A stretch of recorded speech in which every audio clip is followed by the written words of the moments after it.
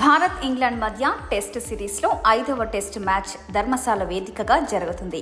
ఈ మ్యాచ్లో టీమిండియా సంపూర్ణ ఆధిపత్యాన్ని కొనసాగిస్తుంది. రెండవ రోజు ఆట ముగిసే సమయానికి భారత్ 255 పరుగుల ఆధిక్యంలో నిలిచింది. ఈ భారీ స్థాయి ఆధిక్యానికి కెప్టెన్ రోహిత్ శర్మ, శుభ్మన్ గిల్ కొట్టిన సెంచరీలు తోడ్పడ్డాయి. యువ బ్యాటర్లు దేవ్దూత్ పడికల్, సర్ఫరాజ్ ఖాన్లా చాలా బాగా సహకరించారు.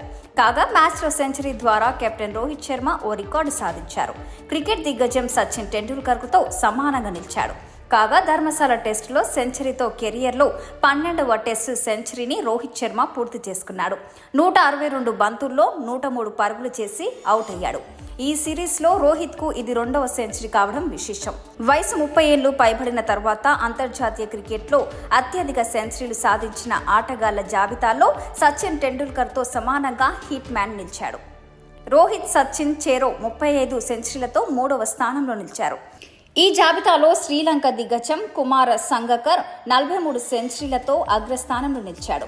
36 సెంచరీలతో ఆస్ట్రేలియా దిగ్గజాలు మాథ్యూ హెడెన్, రికీ పాటిన్ ఇద్దరు 2వ స్థానంలో నిలిచారు.